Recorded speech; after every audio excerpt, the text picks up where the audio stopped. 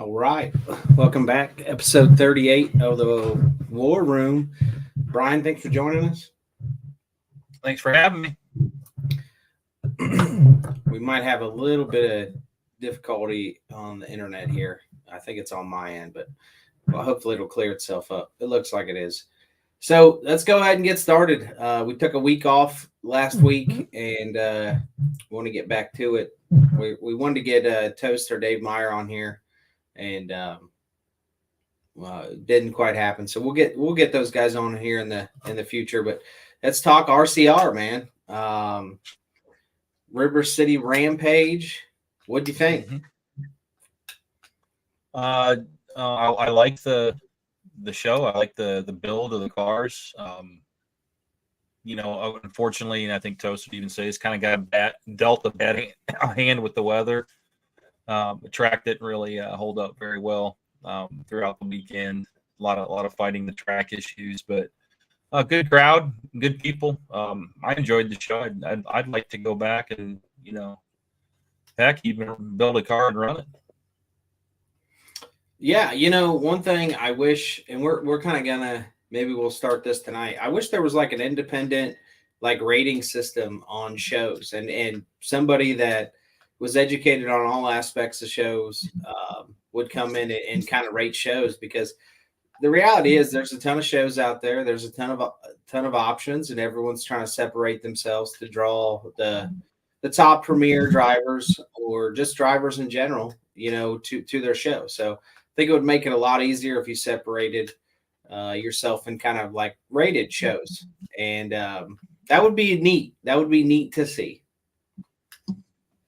Yeah, definitely. You kind of have the ability to rate stuff in pretty much anything that you see in life, whether it's places you're staying at, or restaurants. There's all kinds of different avenues to go to rate those things, so other people can read comments and can kind of get an idea of what they're getting into. I mean, I think it'd be beneficial to the Derby world as well, to kind of see what shows are all about, kind of how they're ran, quality of the inspection process, the quality of the officiating on the walls, and other amenities that maybe venues offer, and things like that would be great.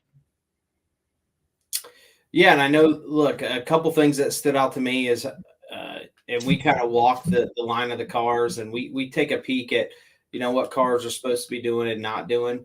And, we didn't really have to be an inspection to realize that inspection was a really good inspection. And how you can tell is cars are doing what they're supposed to do.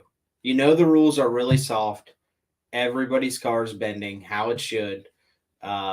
Nobody's going out there and just blowing people apart. And that doesn't happen at every show, so you got to tip your cap to Toast's inspection. And then you got to tip your cap to the drivers too.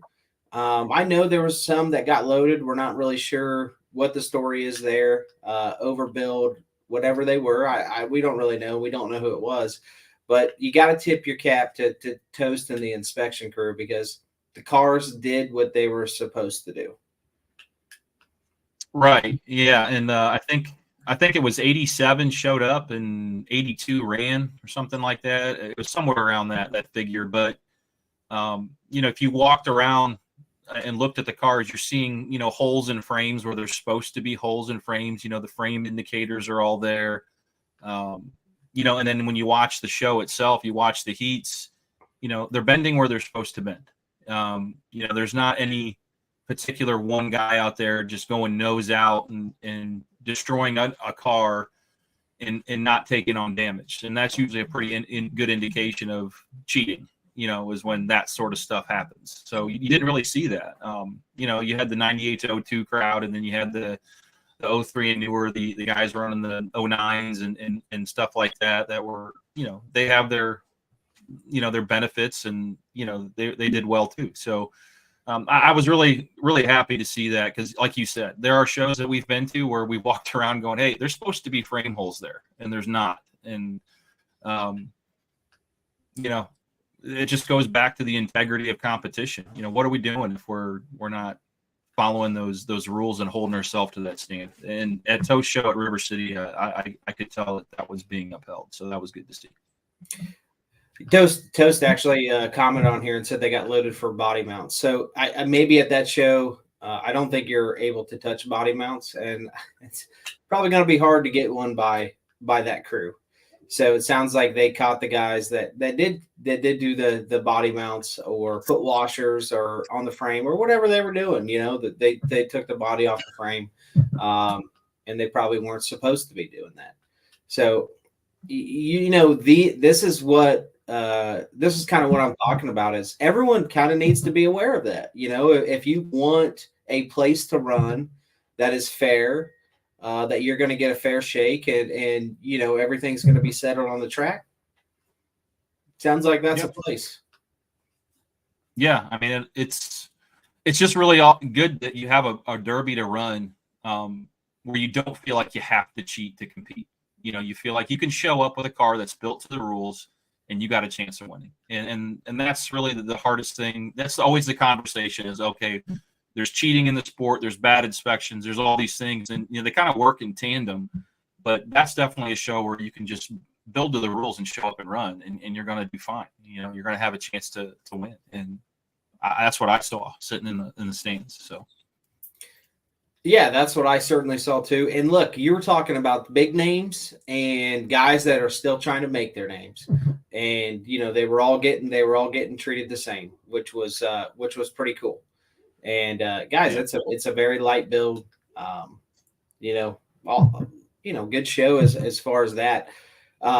One thing that stood out to me was the choice of car. Now it seems like every year at Toast the Show, a square body Ford with the good suspension always wins, but it's necessarily, to me, what I saw wasn't a great choice in the heat.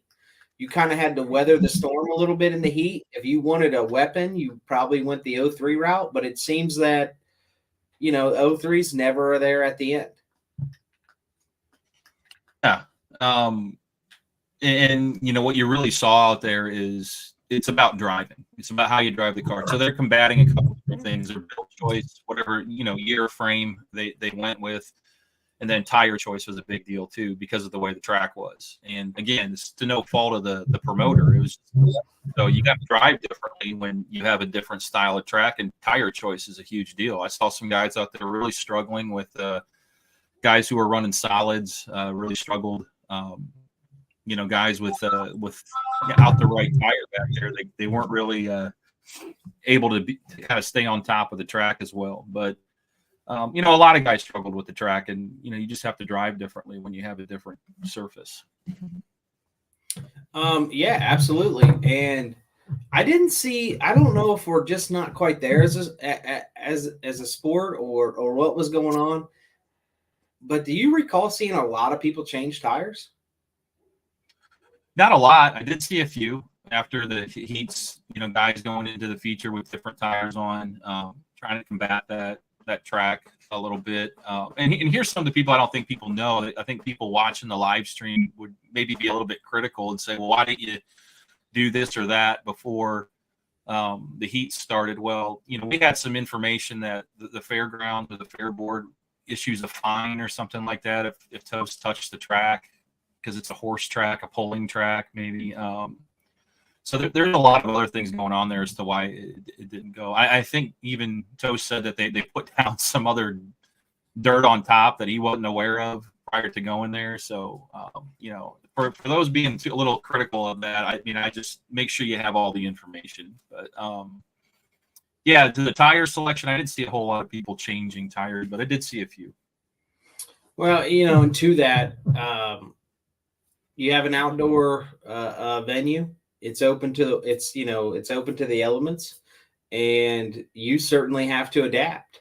So I think we saw some hate or whatever you want to call it, banner being thrown towards the promoter. And the reality is, man, it's like in Supercross, or AMA. They call it like a mud race. Hey, look like you can't control the weather, and it looked like it was a mud race. So you adapt and overcome. And, that brings me to a guy that always seems to adapt and overcome, and that's Dave Meyer. The dude is always there at the end. Yeah, we talked about it before the feature as we were driving around talking to people. We were like, this just feels like a Dave Meyer show today. Being patient, his style of driving, he can turn it up, he can slow it down. He can kind of stay out of the fray a little bit better than some. And it's just the way you drive. I mean, he had an interesting rear tire choice going on there. He had them, what were they called? Do you remember what those are called? They're tires that I would usually run on the front of my truck. They're like PKTs or something like that. That I don't know. They're something, but they weren't even on the bead. Like they weren't even on the bead of the rear wheel. I was just like, what's going on here? But it worked. I mean, it certainly worked. Whatever he did, I'd love to know what that was. But well, remember we were driving by, on the golf cart, and we saw that, and we both kind of looked at each other like, I think I even reversed and was like, man, his tires are off the bead. And at that point, I think we just kind of came to the understanding, hey, look, we are certainly not going to. He knows what he's doing. Yeah, he knows what he's doing. Or anything. Like if they're off the bead, apparently he knows something we don't know, and he obviously did. Yeah, and it worked. And you just saw the different area. Having track awareness was a big deal at that show too. Knowing where to be on the track and where not to be. There were certainly softer spots than others, and Dave seemed to find those harder spots on the track and kind of exist there until he had to move and come to the action. There were guys that were trying to do the old hit and bury into somebody, instead of hitting and moving and getting out of it right away, and they were burying themselves in one hit. And then it's like, oh, what do I do now? I'm stuck. Like there's a lot of people who just, I don't know. I mean, you could just see the skill level and the driving and the understanding of the driving. I'm not trying to throw shade at anybody, but it was just a good derby to watch from a lot of different aspects. Yeah, I think there was so much to indulge in there. Like we could go on for days. Hell, we did. We had a 6-hour drive back home, and we talked about the entire show. But not that really separates everyone totally. But that weekend, it was separated. Who had it that weekend, and like you said, finding dry spots on the track. When that feature started, there was a lot of cars on the track, 40 something maybe. And it seemed like, as far as even positioning yourself prior, to going on the track of where you're going to like end up at or where you're going to get to, I think you certainly saw some of the guys get to where they wanted to be or position themselves in the lineup to be where they wanted to be. That was a difference maker. That could have been everything, right then and there. If you got in that, it was that far left side, and if you got in the middle of the track, you were done. I mean, yeah, there was that whole kind of left side up by the grandstands was pretty rough, and even like that top side towards the grandstands, most of it was pretty soft. But it seemed like the infield side on the low side down there was probably the place you wanted to hang out and be able to work from. And, that's where, pretty much the top 4 or 5, that's where they existed most of the derby, and were able to get it done. So there's definitely there's definitely strategy involved in, choosing where you want to be in the lineup, coming out and getting to your spot as quickly as possible and owning it. And, that's the name of the game. That's part of the strategy of winning a demolition derby. So on a track like that, at least. Yeah, there was definitely some track awareness by those guys, and quite frankly, that was not a track to get into wars on. Anyone that I saw that got in a war got buried at some point. Yeah. you got buried, and although that's fun, and I love to see that. I mean, we were on the edge of our seat when those wars started. They quickly Yeah. ended because you just got in a bad position and you got buried. Yeah, there was that what's his Colt Doyle? Is that the name? Colt, first name, I think. Yeah, it's Doyle, his Um, last name for sure. I think Doyle's definitely the last name. I think Colt is his first name, but he's number 50. There's been a like a video clip of him hitting somebody in the heat pretty hard. But he got it on pretty good in the feature there for like, it was, I think it lasted like a couple minutes, and then he was buried, and it was over. And then, I mean, you know, it's just that's what you play with when you want to run like that. And you know, and I'm sure to him that was fine. You know, I don't know what his intention was going into the feature, if he was just to do that or the win. I don't know. I mean, but he certainly accomplished, you know, being exciting. And then Josh Hutchinson was the overall Mad Dog. Man, that dude was just on it the whole weekend. Like, I think he's on Jason Kinnaman's team for Bristol too. Yeah, shout out Demo. Shout out Demo. Yeah, Yeah. he was on it. I mean, that guy came in on a mission. So he certainly accomplished it. That was fun to watch. A lot of good driving. You know, you had some names there too that were a part of it. So yeah, you know, I we talk about driving and driving skill and whatnot, and you know, that's kind of a feather in the cap to Dave. And to win a show like that, that's different. As far as like usually it's fast paced heats, and it was still fast paced heats. But not only fast paced heats, but a mud, you know, we'll just call it like a mud show. And to be able to change your game up and be able to win that, I think it's a feather in the cap. And hell, we haven't even talked about how he ended the Derby, and let's get into that a little bit. yeah, that was I think we were sitting in the grandstands watching, and I was just looking. I was like, dude, this is like textbook right here. Look what he's doing. Look what he's doing. And then he basically used a dead car as a door, and he just like shut the door. And this I think it was Brandon Palmer was the other guy. I think that's who it was, and he couldn't find a way around to get to Dave. And Dave was using Luke Schaffner's car as a reset button, and just kept shutting the door. It was really cool to watch. Nick, he's well aware of Dave Meyer, and he said he's the GOAT, man. If someone's saying you're the GOAT, that's pretty impressive. And I know he has 3 or 4 $10,000 wins himself. He has a Blizzard Bash win. I mean, you can't say he's not in the conversation. I can tell you that.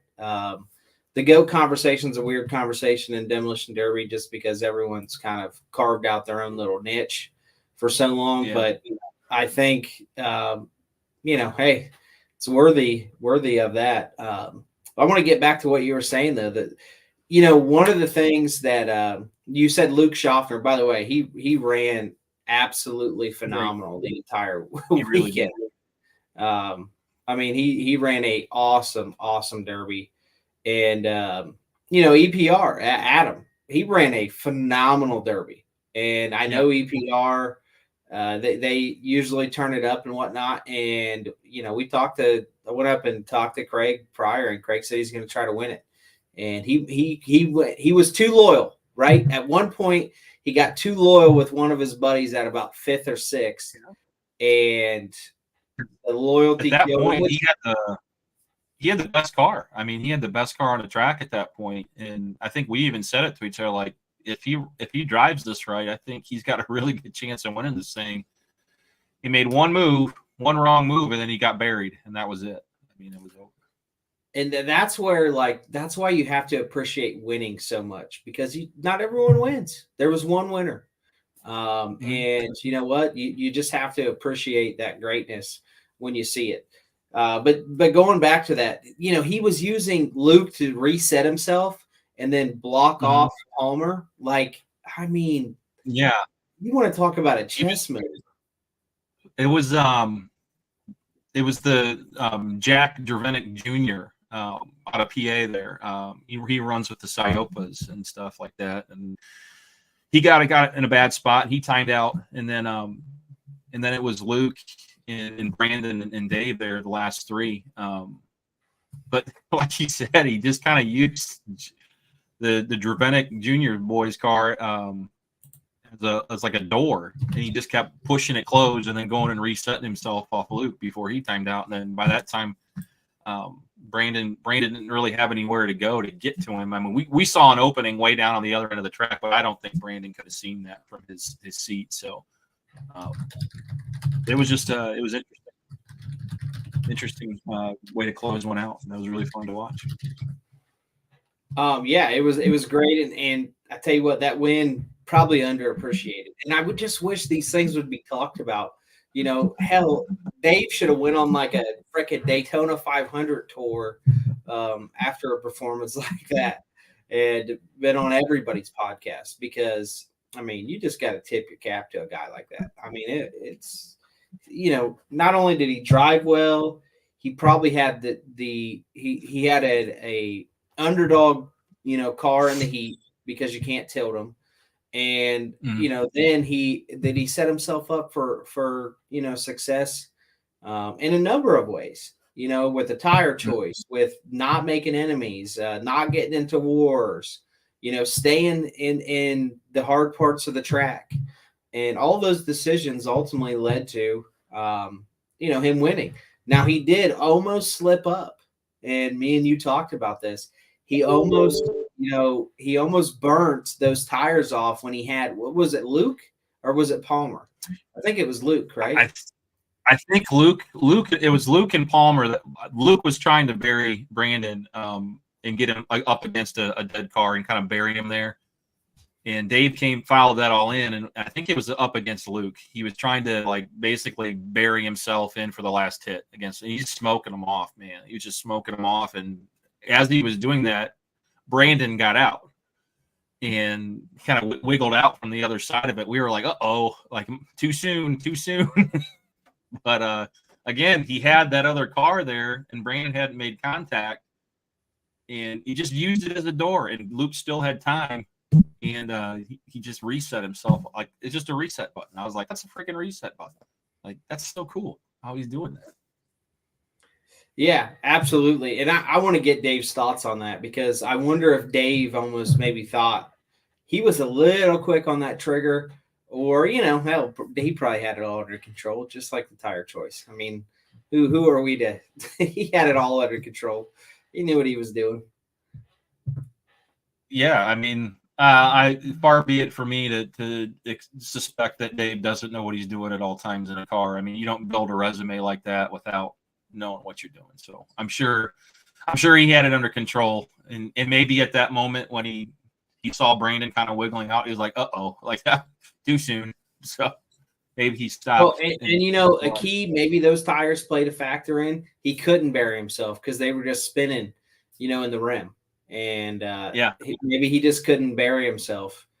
Shout out to Devin. Thanks for tuning in, man.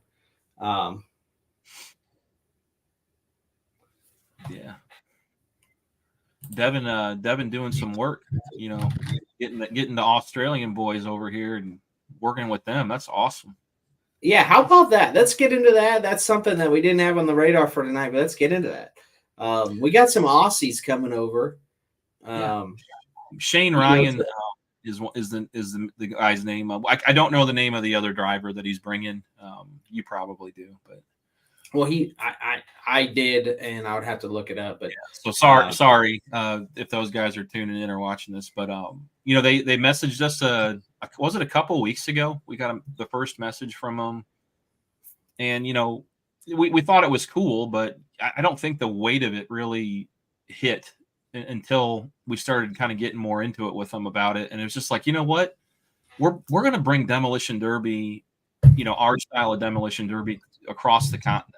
You know, we're going to bring this to Australia. That is so cool, and work with them in the future to do events together, hopefully. And that's what it's all about, right? You know, it's about broadening the boundaries of the sport. You know, we have a great contingent up in Canada. Canadian boys that and ladies that we run with, and really I don't even look at them as another country. They're kind of like our brothers and sisters anyway. So I don't even really consider them different at all. They're not. But it's going to be interesting to see what those guys think of American Demolition Derby, and especially at that level at Bristol, the type of competition we're going to have there. I hope it blows them away. I don't see how it would. So, yeah, and shout out to Devin because he's going to be building one of them a car. So that's really really cool. And we've raised some money too. Troy Tagg chimed in. I know Bryce Lanou chimed in. And a couple others have chipped in, to raise some money for those guys. But you touched on a little bit. These guys that are coming over are going to be influenced heavily by what Bristol is, and the competition and all that stuff, and they're going to take that back internationally, right? And that's going to influence what they do over there. Now, I don't think that they have the same lineup as cars. But I bet you they take some stuff back and really step up the game over there. Yeah, and I just think what we can all learn from each other. Different cultures towards the sport, different expectations that we may have. We can work together to improve their product. Maybe they have some ideas that they can give us that we didn't think about. The thing with Demolition Derby over here is it's got 50 years of culture, probably longer than that. It's just been ingrained and beat in over that period of time. And as we know, people are not very susceptible or excited about change in Demolition Derby whatsoever. Everybody gets a little upset when you say, oh, we're going to do things a little differently. They don't tend to like that very much. So we found that out time and time again here with Demo and Bristol and everything else. But I'm excited, man. I think it's going to be great. I can't wait to go over there and watch a derby over there. I think that'd be so cool. I don't know if you got a chance to watch the Tom Brady roast, but did you get to watch it? A little bit of it, yeah. I didn't watch the whole thing. I mean, it's like 3 hours long, man. I can't sit for that long. You got demo stuff to work on. You can't be you messing around. You keep throwing work at me, so I can't do it. Yeah. But on that note, I listened to that. I watched it, and I listened to Rogan afterwards, and he talked about the culture and how just all the comedians and everybody just supports each other. And Rogan shares his platform with the next guy, with Tony Hinchcliffe, who's becoming an absolute superstar. Rogan's the one that gave him that platform, and allowed him to bring himself up through there. And he talked about, and I encourage everyone to go watch this. I may even try to find it and post it. Is Rogan talked about when he first got into comedy and how everyone just freaking hated everyone. Like before you would go on stage, they would come up and be like, "Hey, Brian, your hat's crooked. You got a stain on your shirt. You're an idiot." All this like stupid shit trying to get in your head. Yeah. And because that no one ever wanted you to succeed, and they didn't really want the culture. The culture was to not let other people succeed, like they were taking your limelight. And it reminded me so much of the current culture in Demolition Derby, where you just have a very loud minority that somehow has a majority of the voice because they're so loud. And it's a terrible culture, that people just hate on everyone. They hate on anything. And, I would say 2 or 3 years ago, people wouldn't even admit that. So the fact that people are admitting it now, I think is a step forward that, hey, maybe it's not the healthiest place. There's a lot of shit talking that goes on out there, and it's pretty unnecessary. And hopefully we're on our way to changing that culture, because if you help, if you help someone, I mean, you get good thing. It's good karma. It comes back. It'll come back to you, and hopefully we could do that. Yeah, and what doesn't make sense about it for me is that it's just selective. It's selective. It's almost like, for example, a couple of years ago, I went to Blizzard Bash and I watched a group of people raise. I can't even remember what the total amount of money was for a young man who had cancer, and it was like over $60,000-$70,000, something like that, in like 2 hours. And it was just the coolest banding together of a group of people and for something good, and then you try to do something else. You try to create an organization that's going to be geared towards doing things exactly like that, but on a much grander scale. So think of how much money we could raise for, Crashing for Kids Cancer or any other, charity out there or something like that with bringing in new people to the sport, bringing in new money to the sport, investors, sponsors, things like that. Think of what we could do for people then. And there's just a group of people out there who are dead set against it, and they don't even have a reason. Like, they don't even have a good reason, even an educated reason. It's just, I don't like it, and I'm just not going to like it, and you're not going to change my mind. But the thing that we're trying to do here is we're trying to improve not only the sport, but we're trying to improve opportunities for people's lives to be impacted. And it deserves that. The people deserve that. Demolition Derby people, and I'm one of them, we have things that we go through too. We're no different than any other demographic or crowd out there. Why would we want to hinder our ability to help each other and root for each other and succeed together? It doesn't make any sense to me. So that's kind of where I have a hard time with it. But I guess it's expected. It is. It's so selective too. There was a lot of people poking fun at the, creating this narrative of ticket prices are too expensive, at Bristol, and completely overlooking the $120 ticket that we have at Bristol for 4 days. And, some other big shows have announced their tickets and you don't hear anything out of them, even though it's the same price. And they don't say anything. As a matter of fact, there's a ticket offered that, it's a higher up ticket. I'm not going to do that. I'm not going to stoop as low as those people stooped, and not claim what it is. It's a higher up ticket. You get some food and some service with it, but it's $130 a day, $140 a day. There's nothing wrong with offering that ticket. But and we're not going to sit here and claim that in order to go to that show, you have to pay $130 a day. That's just false. But that's what people chose to do to us. They chose to look at our pit pass ticket and say that it's $220. Well, it's not. That's an upgraded ticket.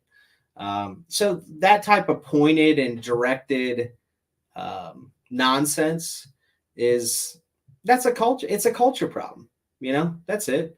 It's a culture problem, and we hopefully we're on our way to we as a sport. When I say that, we as a sport are on our way to curving that. Yeah, and I think when we set those prices too, we were pretty. We tried to be pretty aware of what some of the other bigger shows were doing price wise, and we broke it down. I think I made a post about tickets and I broke them down by the day, and considering it was 4 days and 7 sessions and 28 hours of action at the minimum, this is what you're getting. And look, I get it. The travel and everything else, it's not for everybody, and we know that. I mean, you got vacation schedules, you got other things going on. And that's fine. But to say that it's a money grab and we've outpriced people to be able to enjoy it or something, it's a ridiculous sentiment. And I don't know. Those are the people that it didn't matter what you do. I mean, you could have given them tickets for free and they still weren't going to show up. So. Well, and then honestly, yeah, they weren't going to show up anyways. They weren't coming anyway, so it doesn't matter. Then honestly, we feel like we have to address it, and we have to address it on our platform. Probably the people that are tuning in, they already know better. That we're probably speaking in terms that, hey, look, we don't really care. We already knew this. We didn't, listen to these guys anyways. But we have to get it out there. Maybe some people are tuning in and, that thought that they were under that that assumption. I mean, hell, when we went to River City, we answered a ton of questions that were just things that I've never even heard. Yeah, one of my favorite ones was that we weren't going to let people drive down to the track, that they were going to have to haul their cars in and out of the track. And it was just like, where did you hear that from? Like, there's nothing about that is true. And in fact, we're going to let each driver before their heat do a lap around Bristol Motor Speedway on the track. That's like one of the main cool things we thought was going to be sweet. What we're talking about is specifically is if your car is disabled and not able to make it up the banking to get out of the speedway, we are going to put you on a rollback and take you out so you don't destroy the NASCAR track trying to make it up there. So that's what we're talking about. Like, it's not that you're not allowed to drive on the track. NASCAR in Bristol specifically, they're very well aware of motorsports and the carnage and things that happen. They have no problem with it whatsoever. So, that was just fact is if we had to, and we're not going to, we're going to run on dirt down there. We could run on asphalt. So that narrative was a new narrative, that we were just like, huh? Like, what did you say?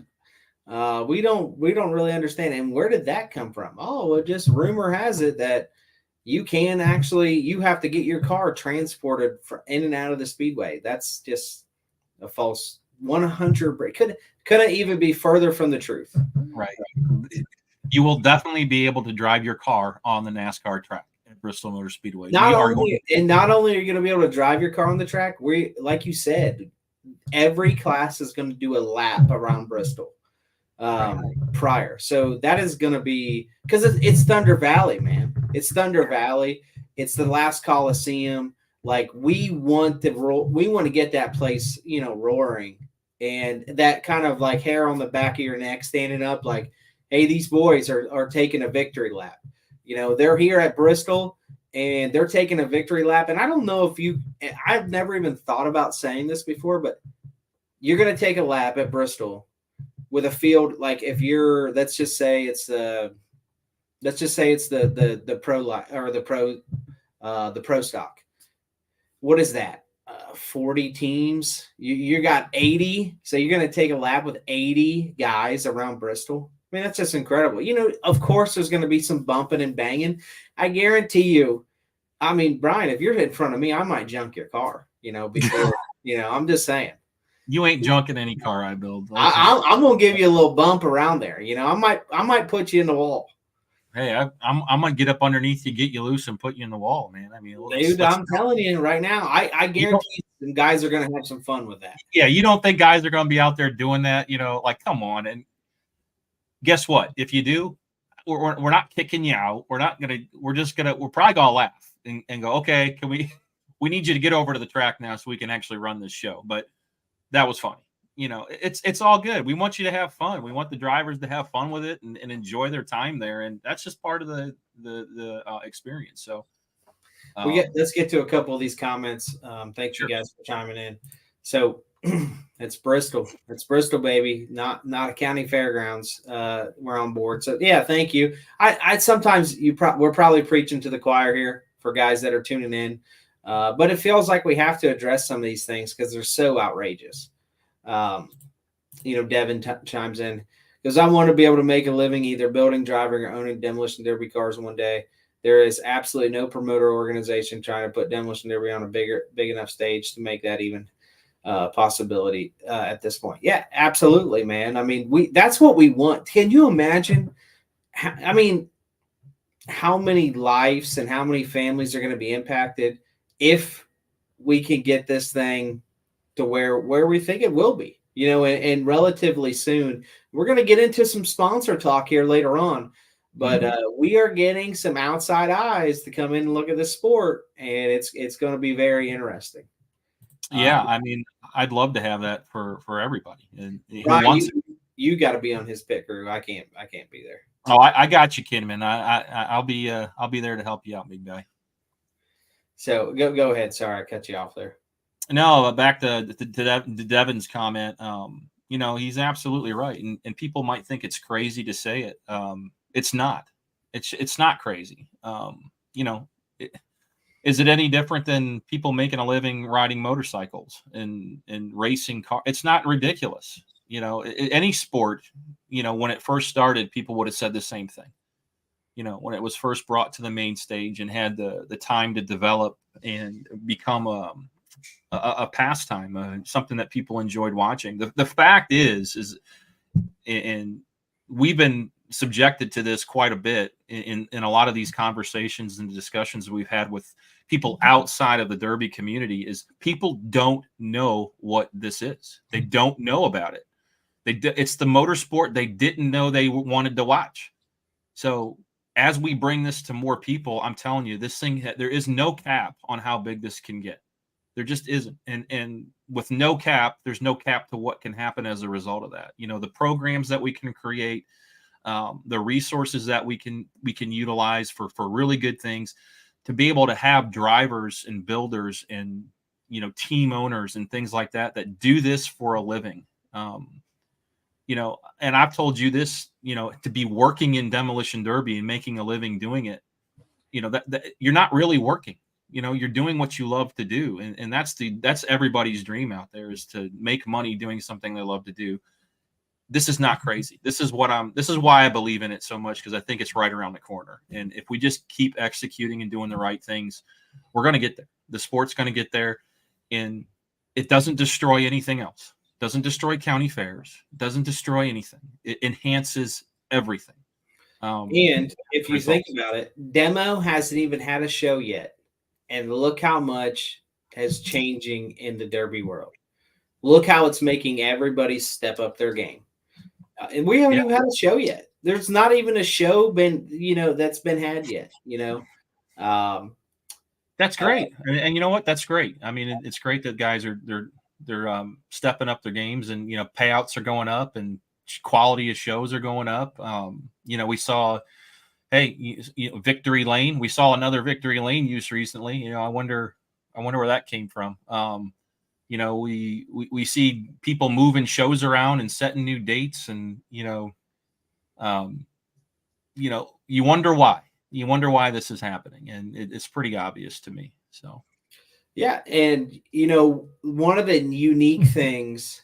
Well, there's a couple unique things, but one of the unique things is we're going to be able to capture all of this in a docuseries. So I don't know if we've touched on it enough, but we're going to have a professional camera crew at both the King of Ohio and Bristol, and then in between both shows, documenting the whole transition going into Bristol and the establishment of the organization. So you're going to see all the behind the scenes, some nitty gritty. You probably see Brian get mad a time or two, on camera, and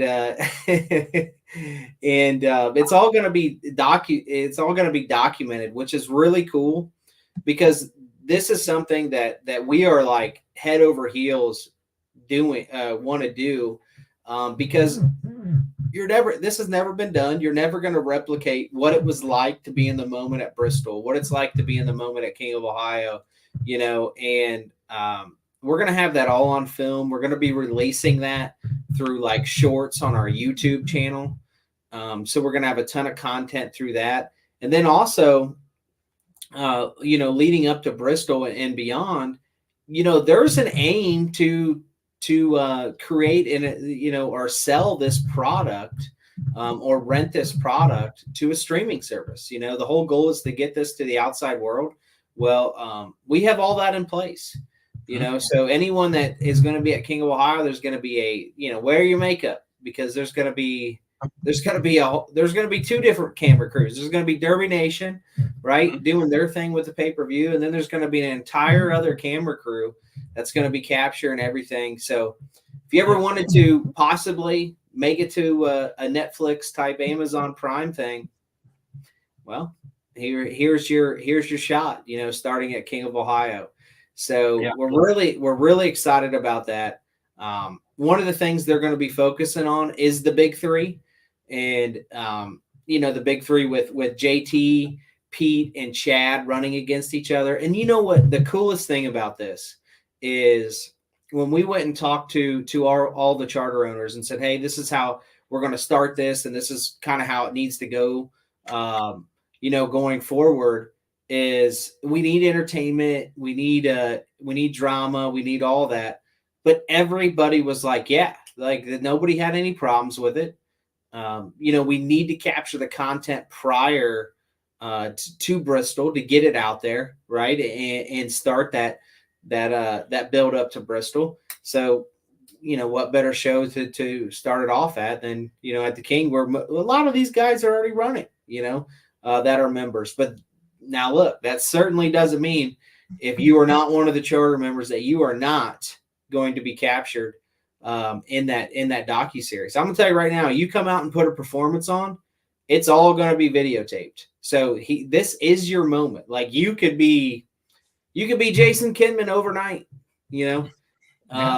I'm serious. You could be, that guy's got 20,000 followers. It's one of the most in if not the most in Demolition Derby, outside of like some guys out in Utah, like Robbie Layton. But yeah, Paul Cox and those guys. So there's a couple guys out there that have a little bit bigger following, but the stage is yours. It's there, and that's really, really neat. Yeah. Hey, it's about getting exposure to the outside fan bases that we haven't seen yet. 35K on TikTok, 20K on Facebook. Fact. Hey, I'm cool with getting fact checked. We don't want to put out any false information. I felt like that was kind of a chest pump there. He's kind of throwing you, a little. Dude, I'd be proud of that too. You kidding me? Yeah, I mean, absolutely, dude. No, that's cool. Yeah, I know I'm going to have to wear my makeup, I guess. I mean, from what you were telling me, I'm going to have to do some commentating, I guess. And good Lord help me. Now we'll get you in there. You'll be looking all good, ready to go, talking to these guys. Hopefully, whoa. That's what I'm talking about. That's what I'm talking about. That's what we want to see right there. Yeah, absolutely. That's the attitude right there. That's listen, I'm gonna tell you right now, and I think Kinman I had this talk the other day. If you don't come with that attitude to this show, don't show up. Don't even show up, dude. Because I'm gonna tell you right now, we don't get 82 cars at this show, and part of the reason why we don't get 82 cars here is because everyone doesn't want to compete, and that is just the reality. Okay, At this show, we had 29 cars last year, and I'm gonna tell you right now, it was we had 9 features. And what do you mean by features? 9 heats where you had the win to heat to move on. That's it. It's a feature. You have to win, or if you come to the King of Ohio and you're coming to compete, you have to win. That's it. That's the only way you're moving on, man. It all matters. Ken says he's not. That's right.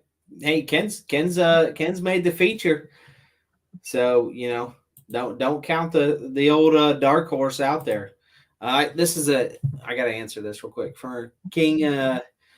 For the King, does each driver pick an inspection time or sign up? It's for the team. I should have sent that out in the email. It's for the team. Thanks for commenting on here, Randy. Yeah. But no, you're getting back to what you're talking about competition.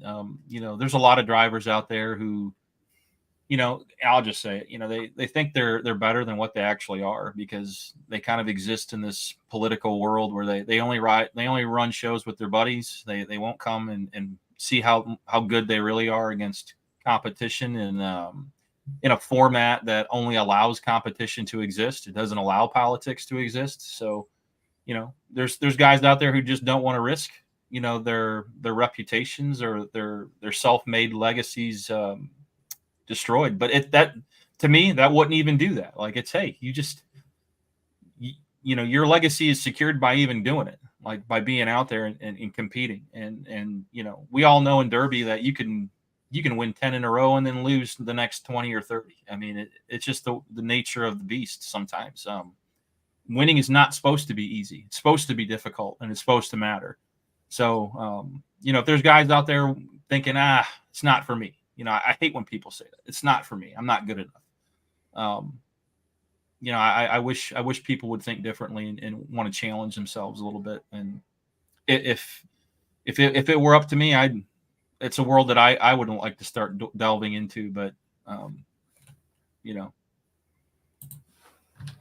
Yeah, the competition side of things, I think that we're going to go into a transition. Um,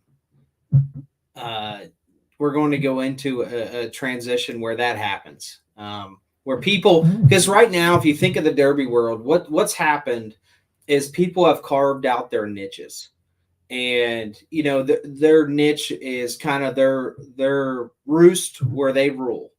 And we saw the big change. I think this has been transitioning for a while. I think Blizzard Bash was certainly a place where the mono e monos existed. I think, and I'm talking about competition at the highest level. And of course, we're probably going to forget some people along the way. Dent back in the day.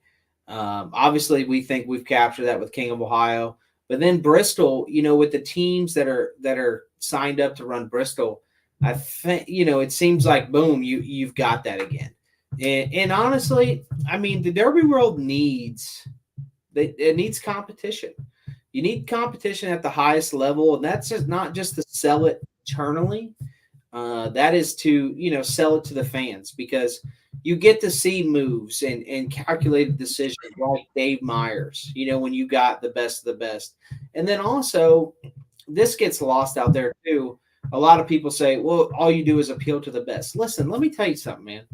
The best have earned their right to be called the best. Okay. Now we want the best of the entire country that have earned the right in their niche to run against each other to ultimately crown the king, right? Or crown the champion of Bristol.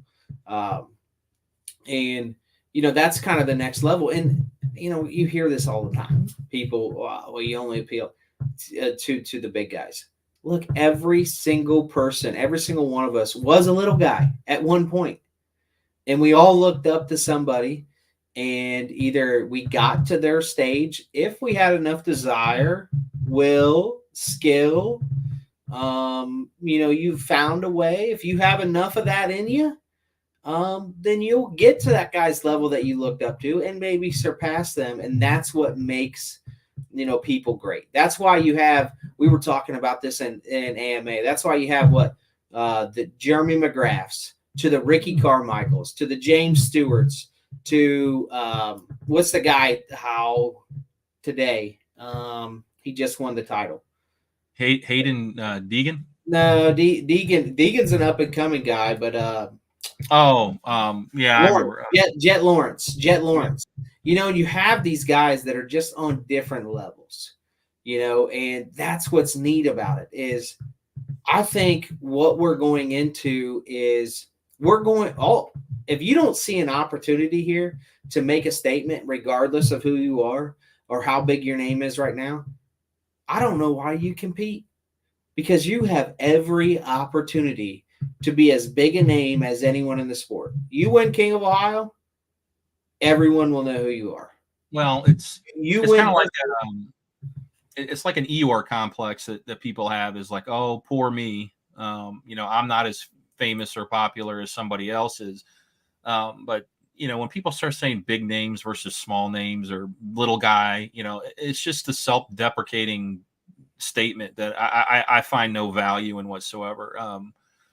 Look, you're not nobody's a little guy. If you want to be a big name, if you want to be popular, if you want to be well known, and then the opportunity is sitting right here in front of you to do it. And it doesn't mean you're less skilled. It doesn't mean you're less of a driver. You might be well beyond some of the other big names that are out there right now, as far as all that goes. But we just don't know about you because you haven't run maybe the big shows, or you don't do social media content, or you're not there yet on that stage, but here, come be on the stage and show us, and when we want to see you. And there's a lot of classes that we're offering at Bristol that you don't have to bring a $50,000 car. The people say we're just appealing to the people with the money in their pockets is utterly ridiculous. We're offering minivans, a couple different versions of compacts, couple versions of full-size cars. We're offering full-size trucks. We're offering a Rising Stars class for those younger drivers out there to band together and bring in and usher in a new era of stars. It's right there for you. If you're not signing up for that, I don't know what else you want. I don't know what else we can do to appeal to you. And what it comes down to is people won't sign up for shows to where they know they can't get away with something. They can't use the politics, or they can't cheat their cars because they don't know the inspector, or they don't have that relationship. There's just a lot of things involved there, but the stage is here, guys. That's the reality. And you know what people do? They use that like reverse psychology to like poke holes in like King of Ohio or demo, right? They'll be like, oh, well, I don't like the inspectors, or I don't like this, blah, blah, blah, blah. No, what you're really saying is you can't get away with what you want to get away with. That's what you're really saying. And I'm going to tell you right now, there ain't nobody in the country that went out and got better inspectors, has formulated a plan to have independent inspectors and put it all together like we have. I mean, we've literally got Dustin Ingram, who's our competition director, who's literally running the show, on the competition side of things, just as an organization should.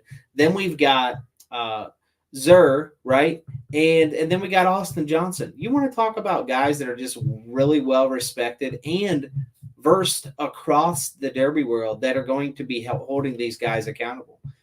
That's what I love about it. And you know what the coolest thing about it was? Our competitors, as specifically in those two, that's what they wanted. They wanted independent guys from different areas. It was funny being in those conversations. I wish we could have got them recorded. Everyone, I want to make sure this guy gets inspected fairly. I want to make sure this guy gets inspected fairly. They were throwing it at each other. That was really interesting to see. Yeah, and the thing that's cool about it, why it's independent, is there's finally accountability. There's finally an accountability structure to all of this. So, Dustin Ingram being the competition director, that means me, we're not going to be in an inspection. We're not going to have any part of that. That's not for us to do. That's for him to run and operate, and working with Michael Zur and Austin Johnson. And those are specific to the pro and the pro light. We have plenty of other good inspectors that have been chosen, and we're reaching out to get them on board as well. Leon Rumsey for the compacts is a name. I think Troy Tagg is going to be there helping inspect. Kelby Miners is an individual that we've reached out to for trucks and to help. There's a lot of good names of people who, and when we pick an inspector or pick these names, we don't just say, hey, it's our decision, nobody else gets a say. Like it or don't like it, keep walking if you don't like it. It isn't like that at all. It is, hey, what do you think about this guy? Let's talk to him. Let's interview him. Let's see what he's about. And then ultimately we take it to the executive board, and it's a collective decision for the betterment of the show, for the betterment of the organization. And then we give them the ship to run, and they get to decide how their crews work, how their inspection process work. They might make little changes to rules, not necessarily content based, but to make them more black and white to inspect to, so you don't have the constant back and forth in the inspection line. You're not waiting for hours to get through inspection, and there really is no arguing or drama. It's just, it is what it is. It says this, you did that, go cut it, or here's your stick. I mean, that's what we want. We don't want this drama-filled sequence of events every time there's an inspection line. And you see that at every other show, just about every other show that's out there, whether it's a county fair show. And then you see the same people complaining about it, right? And post and this, that, yet they're not looking for a solution. If you complain and you're not looking for a solution, you are the problem. You're a part of the problem. Like, You're not looking for a solution. Hey, I want fair inspections. Well, who has fair inspections? Have you looked? Have you looked at what they do? What's the definition of fair? Yeah, what's the definition of let's fair? talk about that. And fair means something different to everybody. Fair is my buddy that I've known for 15 years is inspecting my car. So yeah, I know it's going to be fair. Yeah. Okay. What it really is you want the inspection that gives you the best opportunity to get away with something. It doesn't mean fair. Hey, we said it with Toast's show earlier tonight. I'm going to tell you right now, if you want to build a light car and you want to have a chance, you go run that show, because there is no way that those guys let anybody get away with anything. I'm just telling you right now. I mean, I know cars. I know where holes are supposed to be in cars. It's very easy because it's just one, 1980s and newer. So there's certain things that you look for, but talk about a well-ran show that people need to recognize. Hey, look, if you're looking for that, Toast just delivered that to you. Be aware. Be aware that Toast 100% delivered that to you. Yeah, it was. And Brian, I want to touch on this. The reality is guys, if you don't run on the biggest stages and you want the name and you want the respect, you're quite frankly just not going to get it. The biggest stages in the sport, they allow you to make your name, to prove yourself, to get opportunities that others, especially at Bristol, we know the sponsorship side of this that's coming on board, and the potential, not even the potential anymore, the people that are going to be putting their names to this. And, don't come crying to us because, Jordan Rutherford's got a sponsorship that he's about to announce, and I'm not announcing it for him, but don't come crying to us because, you didn't put in the work. So when these guys start to get paid, all right, we told you so. We told you this is how you do it. This is how you get to the outside. This is how you put a little money in your pocket and you get to do what you love to do. And you didn't listen. You didn't come run on the stage. Don't, you can't come complaining to us because we're going to have no sympathy for you. Like every opportunity is there right in front of you right now. I don't think that there is a better opportunity to be a Derby driver than right now. Because this thing's, she's taking off. Yeah. Yeah. It's exciting to see it happen. And it's almost like it's on a daily basis too, that something new comes out, to us. We're like, what? Like, really? Like, that's awesome. Like, it's just so cool to see these things these dominoes start to kind of fall. And then, you and you and I have talked quite a bit. Like, once a few of these dominoes fall, the rest are going to start falling a lot faster because it's, like anything else in the business world, especially entertainment wise, I want to be a part of that too. Or I want, that guy's a part of it. Well, I got to be a part of that. I got to have a say in that. I got to be part of that. So,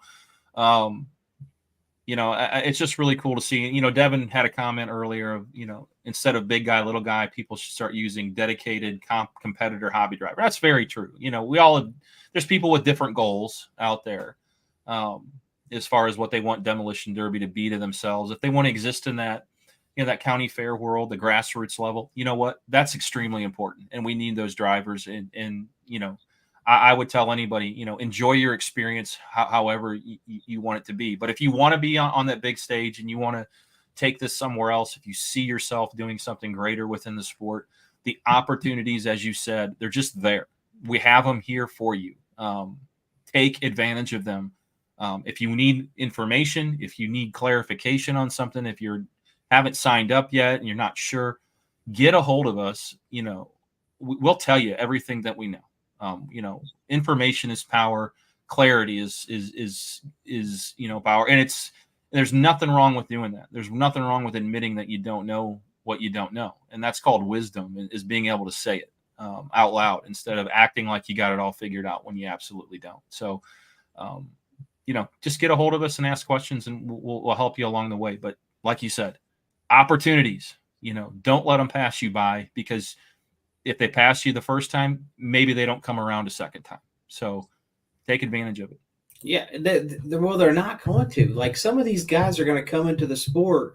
The only thing that, some of these sponsors are going to know are the guys that are running Bristol, or running King of Ohio, or the guys that are in the docuseries. They're not going to know other names, okay? And we're sitting here telling you that we don't want you to be left behind. We see where this is going, and we want everyone to have a chance and be appreciated. But yeah, you might be a big deal to the current Derby world, but to that outside fan base that we're about to bring in, to those outside big companies and the people that we're talking to that we're bringing in, and it's happening, they don't know who you are. And the only way for them to find out who you are is to put yourself in a position to be seen. And if you don't do that, And we're not threatening you. We're telling you, hey, be aware. Hey, we're waving the flag. Hey, man, like, I'm telling you, announcement. Yeah, you don't want to miss this thing. We're telling you, and that's every class. You don't want to miss it, man. You don't want to miss this. Right. And that's, I don't know what else we could do, to make sure that everyone kind of understands that, guys, this thing's rolling. Okay. There is no real hypotheticals. There is no real, like, hey, I hope this works or whatever. Like, it's the thing's rolling. Yeah, we're there's a lot of things happening right now. We're going to get camping information out to the public release shortly. We're going to get hotel information out here pretty soon. And I'm telling you right now, if you haven't bought a membership, go buy one, because some of the deals that we're getting on hotels, if you're a member, you're crazy. You're crazy not to have a membership. What was the deal that you got today on a hotel? You called me. So the standard rate for an attendee. So we got a hotel block today with a hotel in the Bristol area. The standard rate for an attendee is $169 a night. For a member, it is $119 a night. That's a $50 difference per night. So you get a red level membership, a blue level membership. It's gonna pay you back in 5 days. Like, you're crazy not to have a membership at that point, just for that. And not only that, but it's doing so much more, for the furtherment or the betterment of the sport, right? Like, yeah, okay, it raising money. Yeah, it absolutely is. You do the things that we need to do as a sport and get this stage bigger and get out to more people. You need revenue. It's just how things work. And because we raise revenue, guess who gets revenue in return and gets opportunities and all those things? It goes hand in hand. There's a cycle here, and that's what's so neat about it is some of these guys, man, they're starting to take advantage of it because they're in the know, they're understanding, they're asking questions, they're reaching out to people. Dude, I'm gonna tell you right now, if you are not reaching out to, if you're running Bristol and you're not reaching out to your local guys, local sponsors, whatever, and saying, hey, by the way, here's the press release from Bristol. And by the way, did you see it was in Yahoo Sports? Here's the link to that. If you're not using that stuff, you're crazy. Okay. You're crazy. That's just opportunities. Go to your local hardware store, go to whatever, put the work that we've done. Use it, man. Use that stuff to your advantage. Get the flyer. Pull the flyer off the website. Get someone to pay for your entry fee. We got to get people thinking a little bit different here. Oh, the entry fee's too high. Well, it's really not too high, but go get someone to pay for it. There's no shame in that game. Go get someone to pay for you to run on the big stage. That's the whole goal of this thing, and we're providing all the resources to do that. How do you think how do you think other motorsports do it? You think those guys, pay for their own entry fees? No, not how it works. They do the work to get sponsorships and they put themselves out there. They shake hands and sign autographs and talk about a product in an interview. I mean, it's that simple. And then the company just says, here's a dollar amount, here's this, here's that, whatever, products or parts. that's how they survive. And it's a mutually, it's not like they're pulling one over on the sponsor or the company that they're working with. It's not at all. Like, this is what they want. Like, the companies want this. And you do a service for them that they can't otherwise achieve, and it's a mutually beneficial relationship, and it's how it has to work in order to be sustainable. So they're there. The opportunities are there. It don't have, having a conversation isn't a hard thing to do. It's really that easy. Yeah, and like I said, I'm telling you, man, you don't want to be on the outside looking in. There's not. We don't, look around and look at everyone else's videos. There's not a bunch of empty promises. We're doing so much for you. No, we're actually doing it. Like, here it is. Use this to your advantage. We're creating material, marketing material, videos, all that stuff. Use it to your advantage. That is the education piece to get some people to start paying for your stuff, for your hobby. And, that, like you said, freaking opportunities. Yeah, and we'll be releasing information here in the near future. And it's really exciting stuff. What's coming down the pike. I mean, I can't even understate that enough. Or overstate it, I guess is the right way to do that. But it's just huge. It's huge stuff coming up, and we're really excited about it. As soon as those things are locked in and the deals are done. So I'm going to pull up something here real quick, and we're going to get into this. And you want to talk about different people getting into Demolition Derby here. I think, let me see here. Give me just a second. Mm-hmm.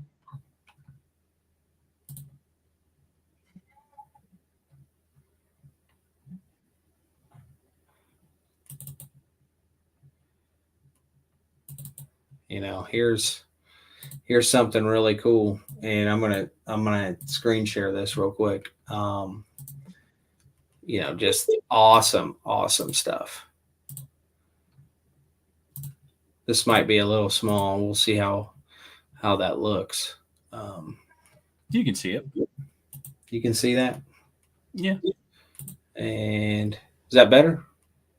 I mean, it's the same size, but you can see it. Okay. So you got some sponsors on here, and we told you, like, the big three were getting some sponsors, and you got Locar Performance Products, who's going to be making a steering wheel specifically for Demolition Derby, which we're really excited about, which these three right here are going to showcase on their cars. So that's going to be JT Hildebrand's sponsor.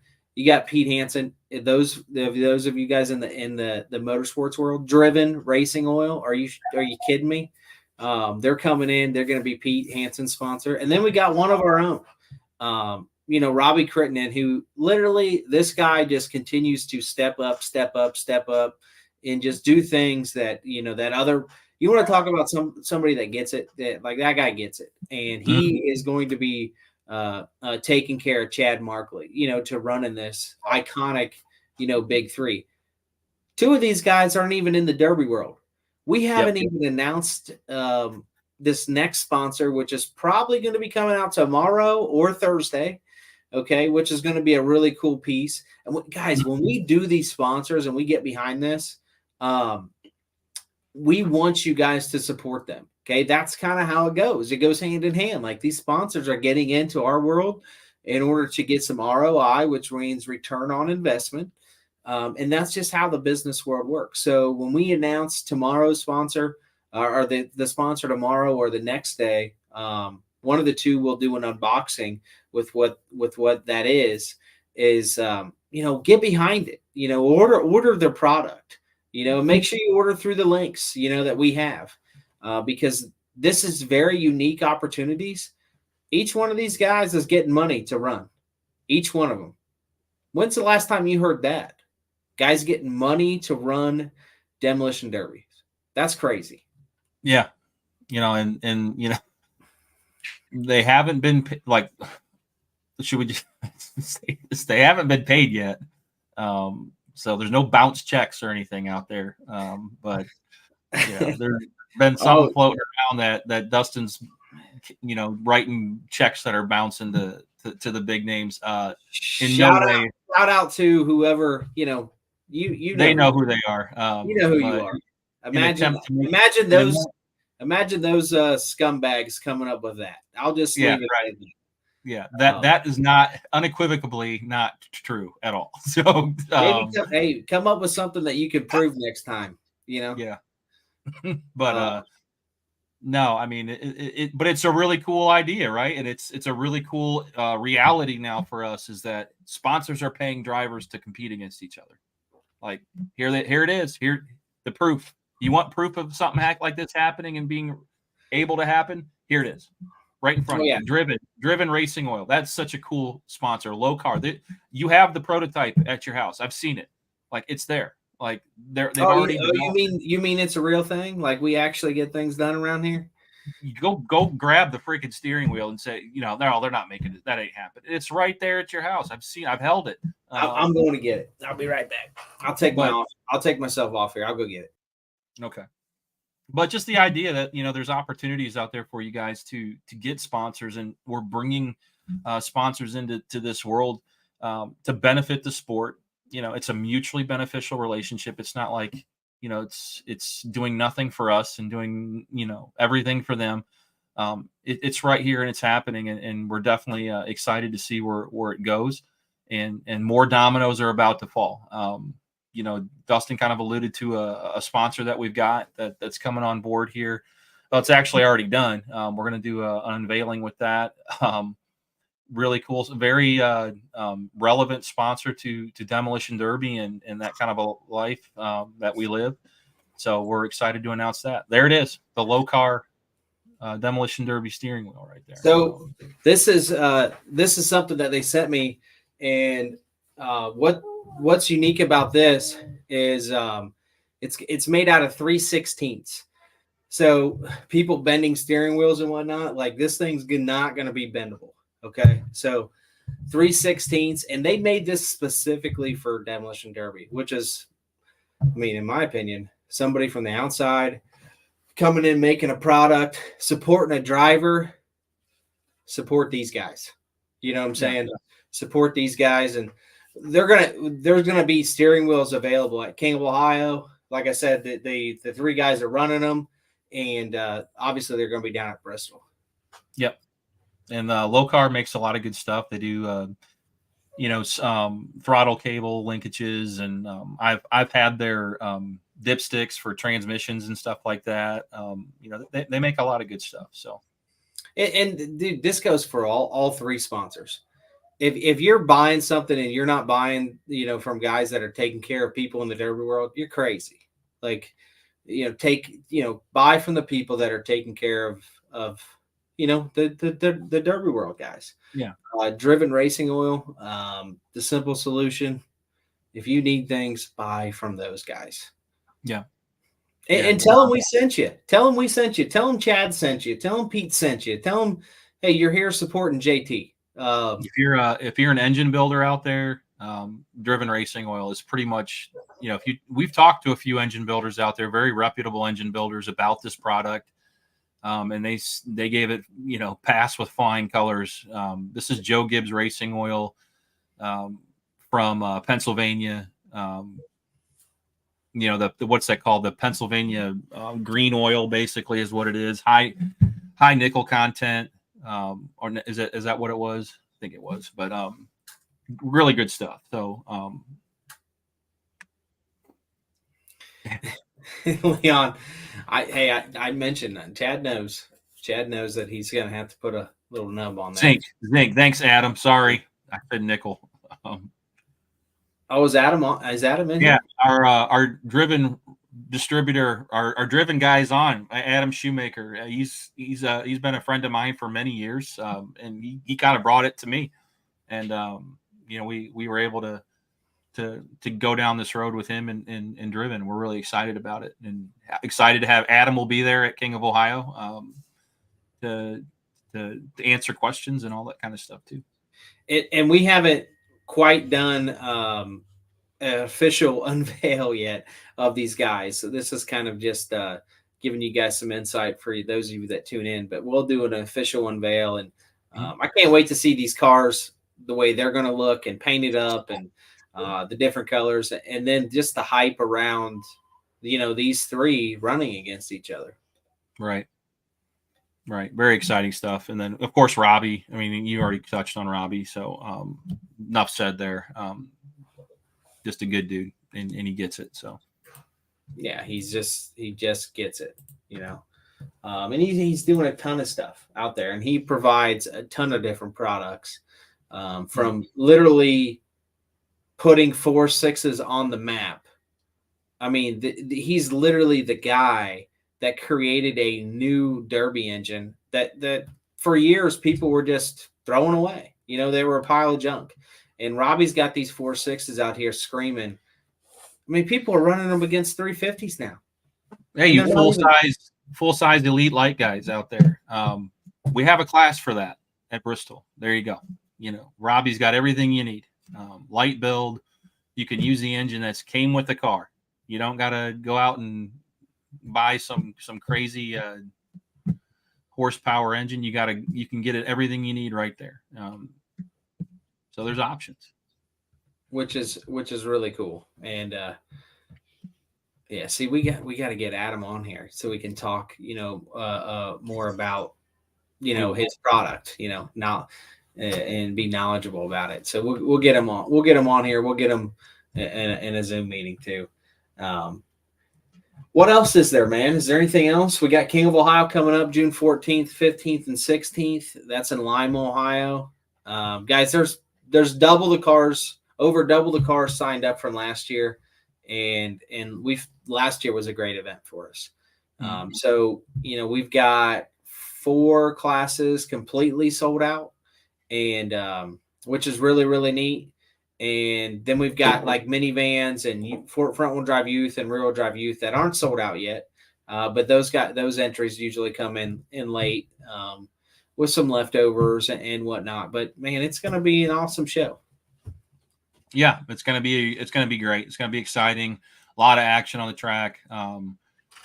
Brent's going to let you know that trucks are going to steal the show at the King. I have no doubt. You guys are going to be running Saturday night. The trucks will be running Saturday night under the lights, man.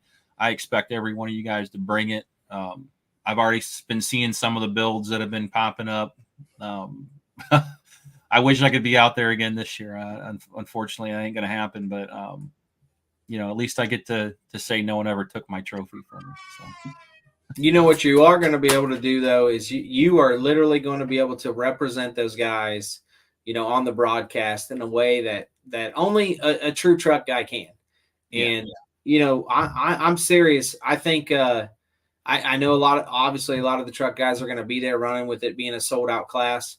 But go back and order the pay-per-view afterwards on derbynation.tv, because I guarantee you that guy is going to be, given flowers where flowers are, are deserved. Yeah, they certainly deserve it. A lot of these guys that are going to be here are guys that I run against throughout the year anyway. And I'm telling you, I've never been told by anybody at a Derby that trucks were boring. It's never happened. So I don't expect it to be any different here. Hey, look, I just want to challenge everyone. I'm ready for a true party. Okay, at King this year.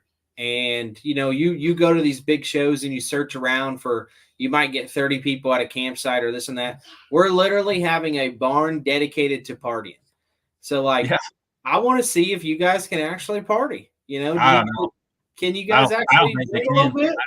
I don't think they can. I think it's weak. I think they're weak, man. I don't think the party scene in the Derby world is as strong as it used to be. That's just my opinion. Well, we're going to find out. We're bringing in a DJ. We've got all kinds of lights. Devin might be banned there because I think there is black lights. So he's probably banned. He's probably not allowed to walk in there. He's definitely not allowed to take his van in there. I can tell you that. Don't put a black light in that van. No. Yeah. I see. I skipped out on that event. You guys went driving around at 3:00 in the morning looking for a NASCAR party and you couldn't find one. But I had enough for that day. like I said, I don't think the people that are going to be there can party hard. I don't think they can do it. I think they're going. No, I'd like to see somebody at sunrise when we're getting up, going to they're going to bed. We'll see. I want to see somebody do that. Nah, ain't gonna happen. So, anyways, guys, we want to have a little bit of fun, man. We want to bring the party there. See, after that truck heat Saturday night, and we're gonna do this Thursday, Friday, and Saturday. Now, I definitely know they all can't hang for 3 days. No.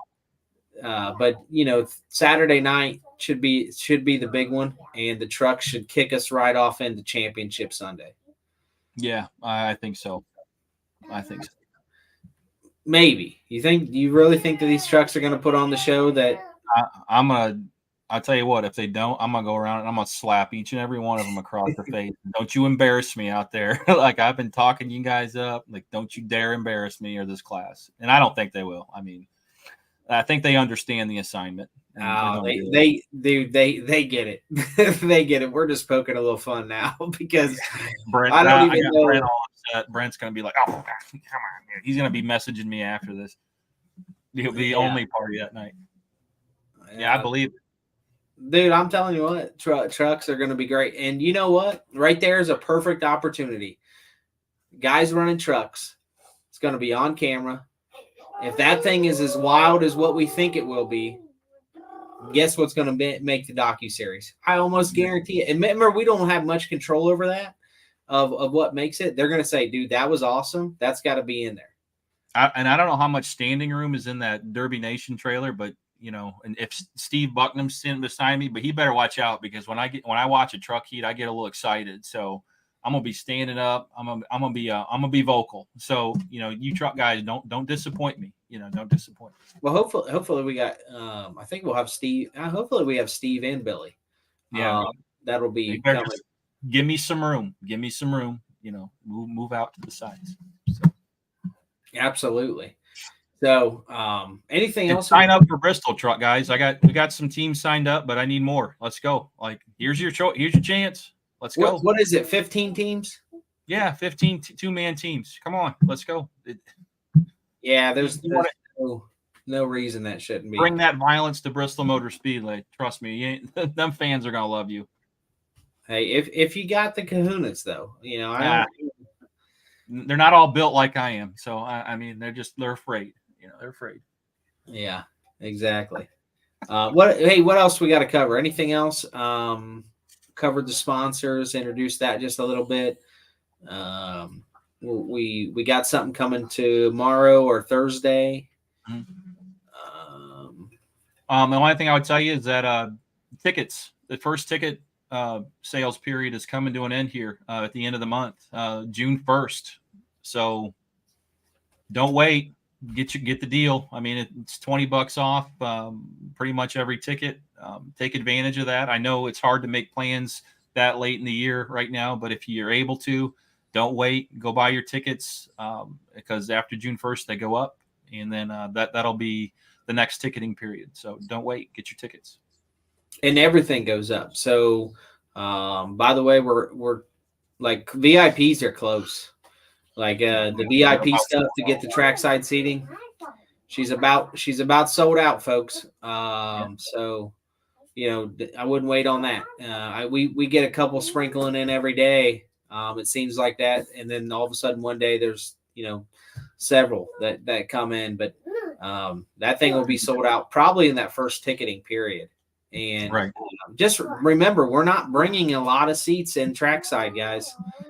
There's 160,000 seats around there, and contrary to what people are saying, the people that are talking out there, the old binoculars comment, there is not a bad seat in that house. I'm telling you right now, there's not a bad seat. And look, this is coming from somebody that, hey, we could surely upsell you on the $275, to get a trackside seat to see the action.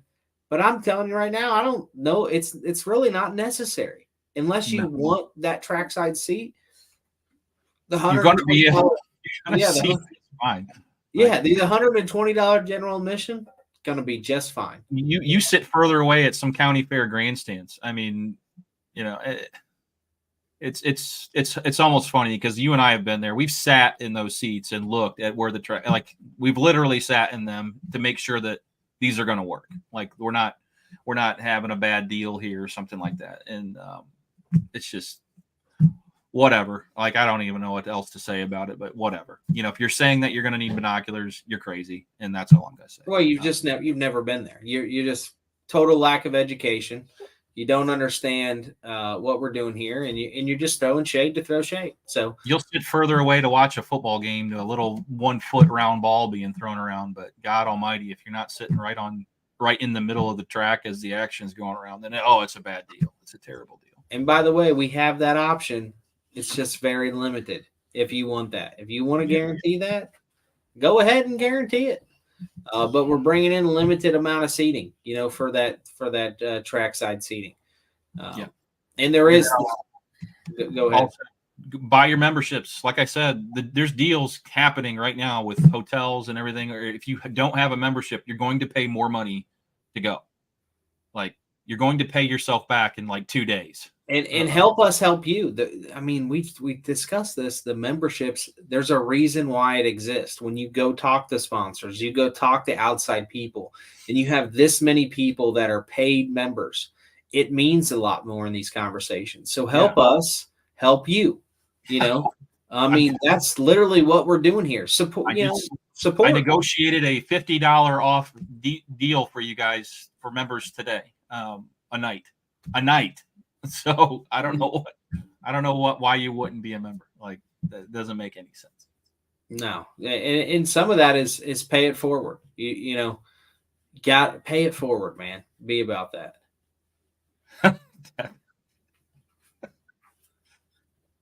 I could just about read the.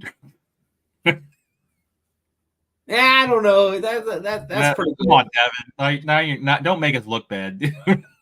Now you lying. That's funny though. That's funny. Dude, I'm gonna tell you right now, if Devin, if you come across another one of those vans, like I'm a buyer. I'm telling you right now. Like that, I'm buying one of those vans. Like that thing is phenomenal. Yeah. We know you are. But seriously, have you seen his videos on his vans? Yeah,